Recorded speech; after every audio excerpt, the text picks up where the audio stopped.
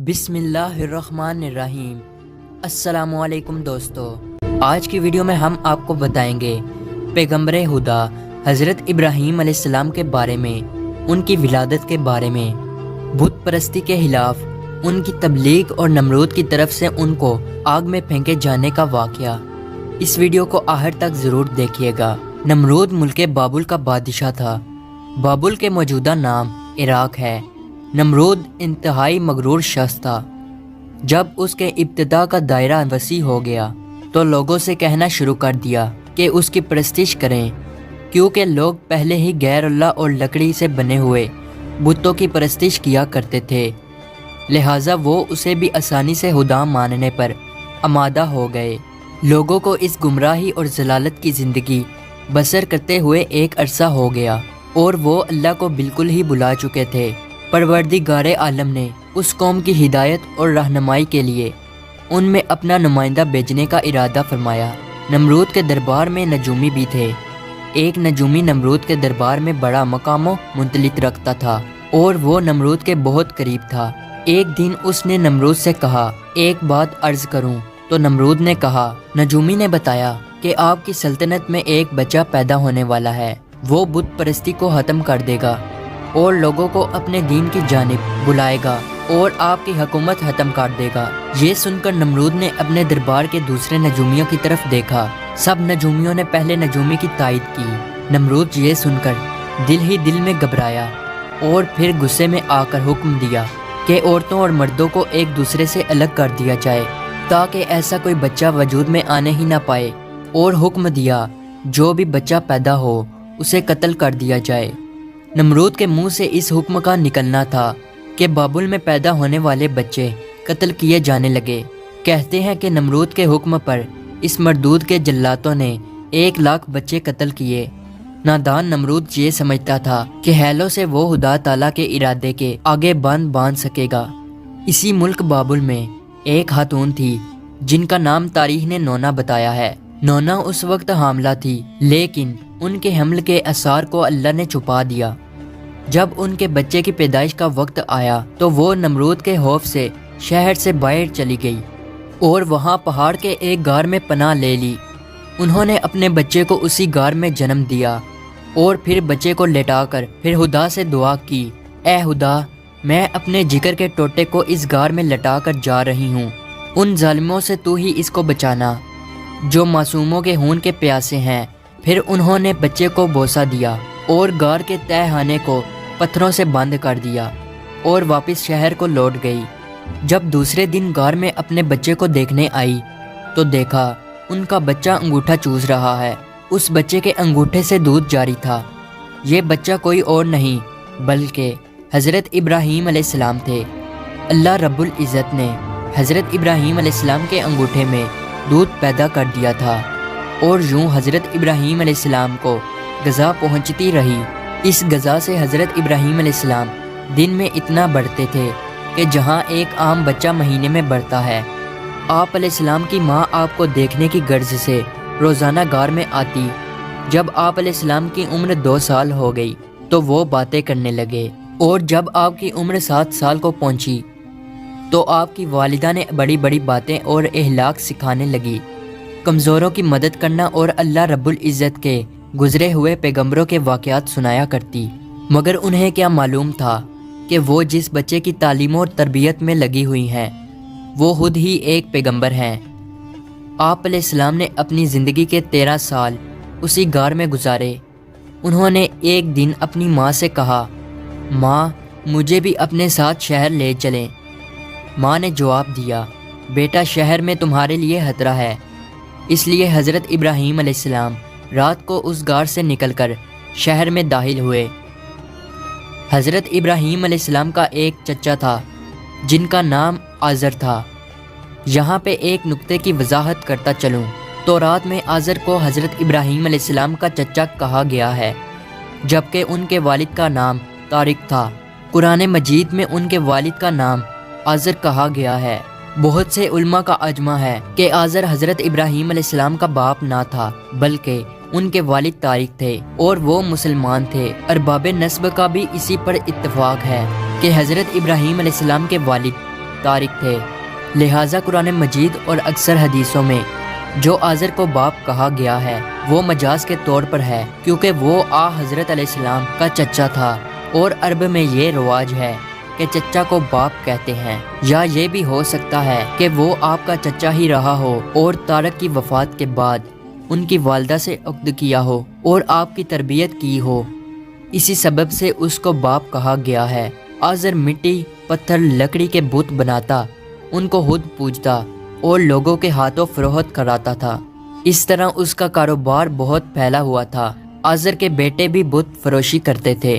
جب حضرت ابراہیم علیہ السلام غار سے نکل کر شہر میں گئے اور اپنے چچا آزر کے پاس پہنچے تو آزر نے حضرت ابراہیم علیہ السلام کو بھی اپنے بیٹوں کے ساتھ بت بیچنے کے لیے بھیج دیا۔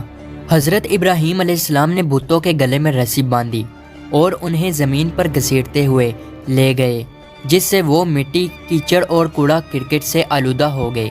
پھر آواز لگائی، اے لوگو، آؤ اور مجھ سے وہ بت خریدو جو بے جان ہے، عقل و ہوش سے خالی ہیں اور کوئی نفع یا نقصان نہیں پہنچا سکتے۔ بتوں کے ساتھ حضرت ابراہیم علیہ السلام کا یہ سلوک بت پرستوں کی نظر میں بے حد توہین آمیز تھا۔ پھر بات یہاں تک پہنچی، آزر نے حضرت ابراہیم علیہ السلام کو اس بارے میں نصیحت کی۔ ایک دن حضرت ابراہیم علیہ السلام نے اپنے چچا سے پوچھا، چچا جان، آپ لکڑی اور مٹی کے بت بناتے ہیں جو نہ بول سکتے ہیں، نہ سن سکتے ہیں، نہ آپ کو کوئی نفع یا نقصان پہنچا سکتے ہیں۔ آزر نے چونک کر پوچھا، کیا تم ہمارے خداؤں کے مخالف ہو؟ دیکھو، آئندہ اس طرح کی بات زبان پر نہ لانا، ورنہ تمہیں سزا ہوگی۔ اس کے بعد حضرت ابراہیم علیہ السلام لوگوں سے مخاطب ہوئے اور کہا، پرستش اور سجدے کے لائق نہ نمرود ہے اور نہ یہ بت ہیں، لائق عبادت صرف اللہ تعالیٰ کی ذات ہے، جس نے ساری کائنات کو بنایا، جس نے پوری دنیا کو پیدا کیا۔ حضرت ابراہیم علیہ السلام کا نام اور پیغام تیزی سے پھیلنے لگا، لوگ ان کی بات غور سے سننے لگے۔ جب ان کی شہرت نمرود تک پہنچی تو اس نے اپنے دربار کے لوگوں سے پوچھا، یہ کون نوجوان ہے جس نے ایک ہنگامہ کھڑا کر دیا؟ درباری بولے، اس کا نام ابراہیم ہے جو آزر کے گھر میں جوان ہوا ہے۔ نمرود نے حکم دیا کہ اسے فوراً میرے سامنے پیش کیا جائے۔ نمرود کے بھیجے ہوئے لوگ حضرت ابراہیم علیہ السلام کے پاس آئے اور انہوں نے نمرود کا پیغام انہیں پہنچایا۔ حضرت ابراہیم علیہ السلام نمرود کے پاس پہنچے۔ نمرود نے پوچھا، نوجوان، تم جس خدا کی بات کرتے ہو وہ کون ہے؟ تو حضرت ابراہیم علیہ السلام نے جواب دیا، میرا خدا وہ ہے جو لوگوں کو زندگی اور موت دینے کی قدرت رکھتا ہے۔ نمرود نے کہا، یہ تو میں بھی کر سکتا ہوں، اور اس نے ایک ایسے مجرم کو آزاد کر دیا جسے موت کی سزا کا حکم سنایا جا چکا تھا، اور ایک ایسے آدمی کو پھانسی دے دی جس کا کوئی جرم نہیں تھا۔ پھر کہنے لگا، اب بولو، میرے خدا ہونے میں تمہیں کیا شک ہے؟ میں بھی تو جس کو چاہوں زندگی بخش دوں اور جس کو چاہوں موت بخش دوں۔ حضرت ابراہیم علیہ السلام نے فرمایا، اگر تو سچا ہے تو جس کو قتل کیا ہے اس کو زندہ کر کے دکھا۔ پھر فرمایا، میرا خدا سورج کو مشرق سے نکالتا ہے اور مغرب میں غروب کرتا ہے، تو اسے مغرب سے نکال کر دکھا۔ نمرود سے اس سوال کا جواب نہ بن سکا اور وہ شرمندہ ہو گیا۔ اس وقت حضرت ابراہیم علیہ السلام کی والدہ نے نمرود سے کہا، بادشاہ سلامت، مجھے اجازت دیں کہ میں ابراہیم علیہ السلام کو اپنے ساتھ لے جاؤں، کیونکہ یہ ابھی نہ سمجھ ہیں۔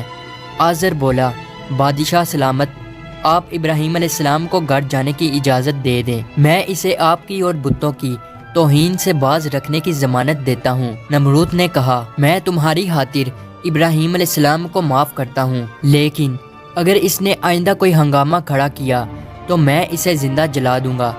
ابراہیم علیہ السلام اس واقعہ کے بعد اپنے مشن سے باز نہ آئے، اور انہوں نے ایک دن آزر سے کہا، چچا جان، یہ بت کیا ہے جن کو آپ خود بناتے ہیں اور خود پوجتے ہیں اور خود ہی ان کو خدا مانتے ہیں؟ آزر یہ بات سنتے ہی بگڑ گیا اور اس نے کہا، ابراہیم، فوراً میرے گھر سے نکل جاؤ، میں تمہیں مزید برداشت نہیں کر سکتا۔ ابراہیم علیہ السلام یہ کہتے ہوئے گھر سے نکلے۔ چچا جان، آپ نہیں مانتے تو میں جاتا ہوں، مگر میں اپنے مشن سے باز نہیں آؤں گا، کیونکہ میں خدا سے ڈرتا ہوں اور ان بتوں سے یا نمرود سے نہیں ڈرتا۔ حضرت ابراہیم علیہ السلام نے اپنے چچا کے گھر سے الگ اپنا کوئی انتظام کر لیا اور وہاں سے چلے گئے، مگر اپنے قول کے مطابق اللہ کی بندگی کی دعوت دیتے رہے اور بتوں کی خدائی کا انکار کرتے رہے۔ ملک بابل کے لوگ ہر سال ایک عید منایا کرتے تھے اور اس دن کچھ خصوصی کام انجام دیا کرتے تھے، چنانچہ وہ لوگ سارا دن شہر سے باہر گزارتے تھے۔ ایک دفعہ جب عید کا دن آیا اور وہ لوگ شہر سے باہر چلے گئے تو حضرت ابراہیم علیہ السلام اکیلے اس شہر میں رہ گئے۔ جب حضرت ابراہیم علیہ السلام نے دیکھا کہ شہر خالی ہے اور بت خانے کا کوئی محافظ بھی نہیں ہے، حضرت ابراہیم علیہ السلام نے ایک کلہاڑا لیا اور بت خانے میں جا پہنچے۔ اس عالی شان بت خانے کو دیکھنے لگے جس کو بڑی نفاست کے ساتھ سجایا گیا تھا۔ اس میں مختلف بتوں کو ان کے مطابق ترتیب میں رکھا گیا تھا۔ تب آپ نے ان بتوں کا مذاق اڑانے کے لیے کھانا ان کے آگے رکھا جو آپ ساتھ لے گئے تھے۔ آپ نے ان سے کہا، کیا تم کھانا کھاؤ گے؟ جب بتوں کی طرف سے کوئی جواب نہ ملا تو کہا، تم بولتے کیوں نہیں؟ لیکن اب بھی کوئی جواب نہ ملا۔ اس پر حضرت ابراہیم علیہ السلام نے کلہاڑا اٹھایا اور ایک کنارے سے بتوں کو توڑنا شروع کیا۔ سارے بت چکنا چور کر دیے۔ آخر میں سب سے بڑے بت کے کندھے پر کلہاڑا رکھا اور بت خانے سے چلے گئے۔ جب شہر کے لوگ واپس لوٹے تو اپنے بت خانے میں گئے۔ وہاں جو ان کے بتوں کا حشر تھا، یہ دیکھ کر وہ بہت حیران اور پریشان ہو گئے۔ لوگ سوچ میں مبتلا تھے کہ یہ سب کچھ کس نے کیا ہے۔ سب لوگوں کی زبان پر ایک ہی الفاظ تھا کہ کس نے ہمارے خداؤں کے ساتھ ایسا سلوک کیا ہے۔ بعض لوگوں نے کہا، ہم نے ایک نوجوان کو بتوں کی برائی بیان کرتے ہوئے سنا ہے کہ جس کا نام ابراہیم ہے، وہ بتوں کی عبادت کو بے عقلی کا کام سمجھتا ہے اور اس نے ہمیں لعنت ملامت بھی کی تھی، اس لیے ممکن ہے کہ یہ کام اس نے ہی کیا ہو۔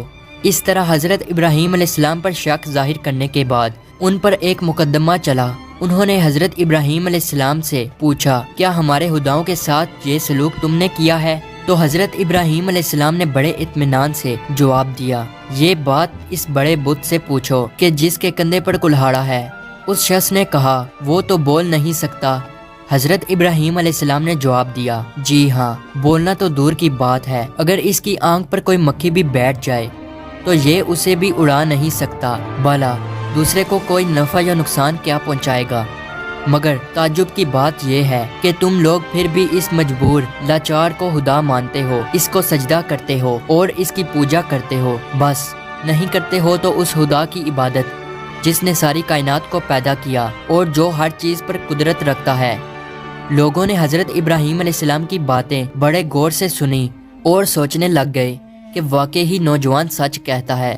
سچ مچ لکڑی، مٹی اور پتھر کی مورتیوں میں کیا طاقت ہے، لیکن ایک آدمی کے دل پر آپ علیہ السلام کی باتوں کا الٹا ہی اثر ہوا۔ وہ بولا کہ ہمارے خداؤں کا ستیہ ناش تم نے ہی کیا ہے، اور اگر تمہیں چھوڑ دیا جائے، آج تم نے ہمارے بتوں کو توڑا ہے، کل ہمارا بت خانہ ہی توڑ ڈالو گے، اس لیے تم جیسے انسان کو زندہ نہیں چھوڑا جا سکتا۔ تو لوگ اس وقت وہاں موجود تھے تو وہ یہ سب کچھ سن رہے تھے۔ یہ شخص نمرود کا بھیجا ہوا جج تھا۔ لوگ کھڑے اس بات کا انتظار کر رہے تھے کہ دیکھیں نوجوان کے لیے کیا سزا تجویز کی جاتی ہے۔ اس سزا کو سننے کے لیے انہیں زیادہ انتظار نہ کرنا پڑا۔ جج بولا، ابراہیم، تمہارے اس جرم کی سزا یہ ہے کہ تمہیں زندہ جلا دیا جائے گا اور تمہاری خاک ہوا میں اڑا دی جائے گی۔ ابراہیم علیہ السلام نے کہا، میں تمہارے اس فیصلے سے نہیں ڈرتا۔ زندگی اور موت کا مالک میرا اللہ ہے۔ میں جو کچھ کہہ رہا ہوں وہ حق ہے اور میرا اللہ سن رہا ہے۔ جج نے حضرت ابراہیم علیہ السلام کو جو فیصلہ سنایا، نمرود نے اس پر عمل درآمد کرنے کے لیے فوراً تیاری شروع کر دی۔ اس نے اس شہر اور ادھر ادھر کے علاقے میں اعلان کرا دیا، ہمارے بتوں کو توڑنے اور ان کی توہین کرنے والے نوجوان کو زندہ جلانے کے لیے سب لوگ ایندھن اکٹھا کریں۔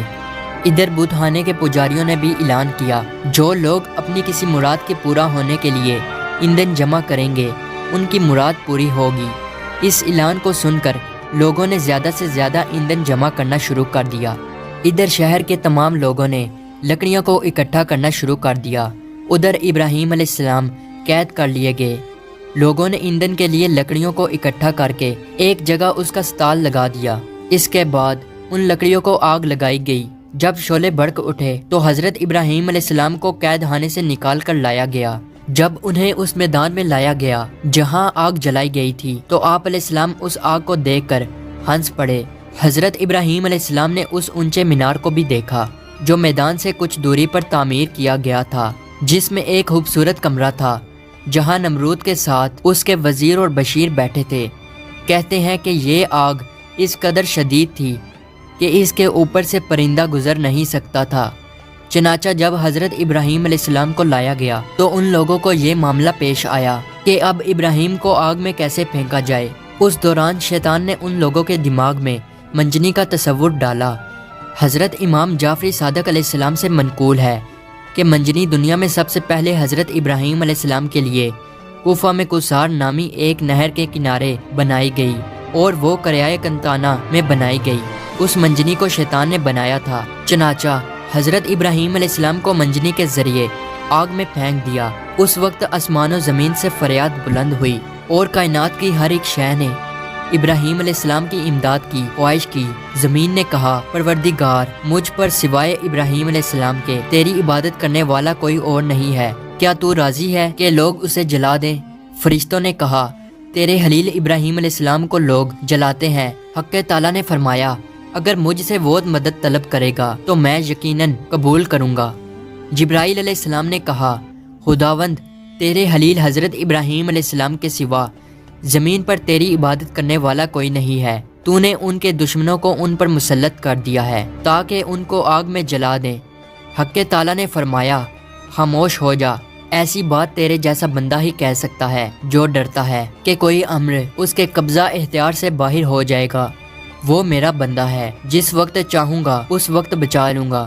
اگر وہ مجھ سے دعا کرے گا تو میں قبول کروں گا۔ پھر ابراہیم علیہ السلام نے اپنے پروردگار سے دعا کی، یا اللہ یا واحد یا من لم یلد ولم یولد ولم یکن لہ کفوا احد نجینی من النار۔ اس وقت جبرائیل علیہ السلام نے حضرت ابراہیم علیہ السلام سے ہوا میں ملاقات کی جبکہ وہ منجنی سے جدا ہو چکے تھے اور پوچھا کہ اے ابراہیم علیہ السلام، کوئی حاجت مجھ سے ہے؟